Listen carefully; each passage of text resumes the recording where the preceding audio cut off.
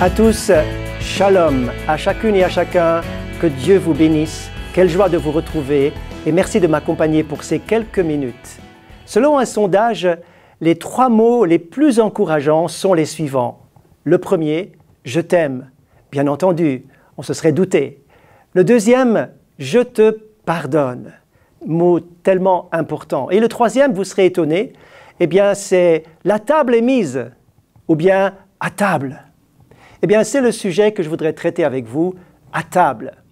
Non pas que je voudrais vous offrir ou que je pourrais vous offrir un repas, mais j'aimerais parler autour du repas, un repas qui a été préparé par quelqu'un de très spécial que je vous invite à écouter dans le psaume 23 et au verset 5 où il dit ceci « Tu dresses devant moi une table en face de mes adversaires. » De qui s'agit-il ?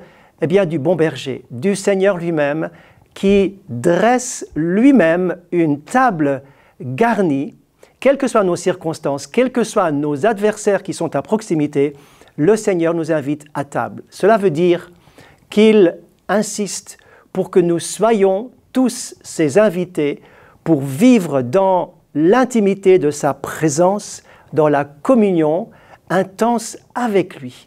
Le moment de la table, c'est le moment de la communion, c'est le moment de l'intimité où on est les uns avec les autres pour un partage cœur à cœur. Suivez-moi dans 2 exemples particuliers que je trouve dans les évangiles et qui sont très différents, mais dans le premier, nous trouvons quelque chose d'absolument magistral où nous allons découvrir le Seigneur Jésus lui-même qui va dresser une table en plein désert pour des milliers de personnes. Et oui, vous avez bien entendu, pour des milliers de personnes, il s'agit de la multiplication des pains. D'ailleurs, les évangiles en parlent de 2. Il y a 2 multiplications des pains qui sont données, recensées dans les évangiles, dans Matthieu chapitre 14 et 15, dans Luc chapitre 9, dans Marc chapitre 6 et 8 et dans Jean chapitre 6. Il s'agit d'une foule qui va être nourrie en plein désert. Cette foule va suivre Jésus, va s'attacher à lui, va avoir faim et soif d'abord de sa parole. Les disciples, eux aussi, avaient faim et soif de la parole de Dieu parce que cette parole était différente. Et ils vont même dire, « Seigneur, donne-nous toujours ce pain de vie. » Voyez-vous, lorsque vous avez soif et faim d'entendre la parole de Dieu, vous serez nourris, vous serez rassasiés, parce que le Seigneur, à sa table, vous donnera toujours son pain de vie. Cette foule donc va suivre Jésus. Ils étaient 5000 ou 4000. Ils vont être nourris en plein désert. Peut-être que les gens auraient pu dire, mais qu'est-ce que vous faites à suivre Jésus jusque dans les endroits les plus reculés, les endroits les plus incroyables, les plus désertiques, où il n'y a rien? Pourquoi suis-tu Jésus? Tu n'as aucune garantie. Eh bien, le témoignage de ces 4000 ou de ces 5000, c'était Dieu pourvoit. Jésus est notre providence. Lorsque nous le suivons, il prend soin de nous. Ça a été aussi mon expérience. Lorsque j'ai abandonné mon diplôme d'ingénieur, je l'ai laissé de côté pour suivre Jésus dans une voie inconnue. Eh bien, beaucoup de gens de ma famille me demandaient, mais est-ce que tu fais bien de choisir cela? Quelle garantie as-tu qu'on va pourvoir à tes besoins? J'aimerais vous dire, après plusieurs décennies de suivre Jésus, de me mettre à son service, que Dieu a été ma providence et la providence de toute ma famille. Il ne nous laisse jamais tomber. Quand il nous invite à sa table, il y a toujours une provision qui est là pour chacun d'entre nous, de ceux qui le suivent. Ensuite, il y a ses adversaires, mais vous allez me dire, mais qui sont les adversaires de cette foule qui va dans le désert? Il n'y a pas d'adversaire. Peut-être que l'adversaire se trouvait au retour, où les gens disaient, mais écoutez, arrêtez de nous raconter des histoires. Vous n'avez pas mangé en plein désert pour tout ce monde, il n'y a pas de restaurant. Eh bien, le fait que Jésus avait demandé qu'on ramasse ce qui était perdu, et il y avait donc ces corbeilles, je crois avoir noté qu'il y avait 7 et 12 corbeilles dans le texte que ces corbeilles étaient le témoignage que le miracle a bien eu lieu. Et l'adversité pour ces personnes-là était l'incrédulité lorsqu'ils allaient rentrer à la maison. Le Seigneur pourvoit et il te donne la foi de croire qu'à sa table, il sera toujours pourvu. La deuxième situation est complètement différente.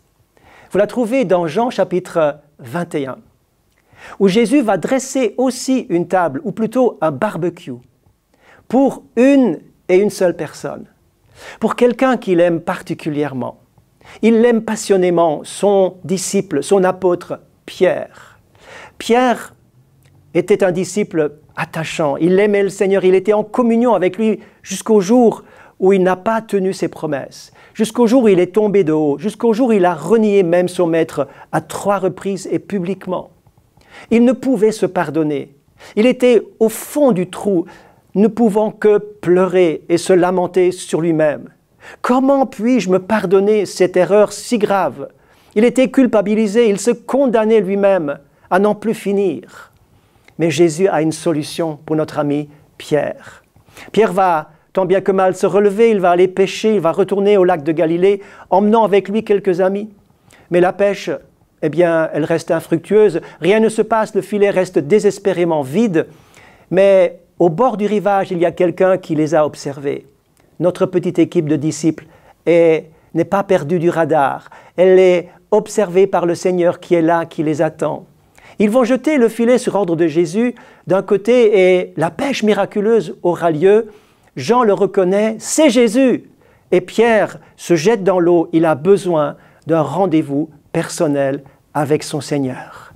Son cœur est tellement lourd, le fardeau pèse tellement lourdement sur lui, il a besoin rapidement d'avoir un entretien avec le Seigneur. Voyez-vous, lorsque vous avez fauté, lorsque vous êtes tombé, il faut rapidement revenir aux pieds du Seigneur qui, lui, vous accueille et qui vous dit « À table, viens manger, je te prépare par un accueil sans reproche et sans blâme. Je t'accueille tel que tu es, avec tes pieds sales, avec ta conscience salie, avec ton péché et avec ta vie telle qu'elle est. » Pierre arrive donc au pied du Seigneur, il a triste mine, il n'est pas bien. Il se demande, est-ce que Jésus va me pardonner, alors que Jésus lui avait déjà pardonné depuis longtemps. Il arrive et il a besoin que Jésus le réconforte. Et ici vient ce moment d'intimité que Pierre va retrouver. Cette communion perdue doit être retrouvée, sur laquelle Pierre est malheureux. Il ne peut pas poursuivre la route, il faut qu'il se passe quelque chose. Le Seigneur va lui poser cette question qui touche autour du centre de la communion, au centre de ce repas d'amitié, ce repas de communion. Et le centre du centre, c'est toujours l'amour. Pierre, m'aimes-tu plus que ceux-ci? Ah oui, Pierre s'était comparé en disant, Seigneur, si tous t'abandonnent, moi je ne t'abandonnerai pas. Et Jésus va lui reposer cette question une deuxième fois, puis une troisième fois, pour que Pierre soit honnête, pour que Pierre dise la vérité, parle du fond de son cœur, carte sur table, sans tricher, et lui dit, Seigneur, tu sais toutes choses, tu sais que je t'aime. Tout service, toute communion est basé sur l'amour. Et le Seigneur veut également, dans cette communion à table, en vous faisant du bien, en vous bénissant malgré que ce qui s'est passé, en vous bénissant, il vous invite à retrouver cette communion d'amour avec lui. Il vous a pardonné. Vous venez avec un cœur culpabilisé, il vous libère et il vous relève pour vous redonner votre ministère, votre appel. N'oubliez pas, Pierre avait un appel sur sa vie.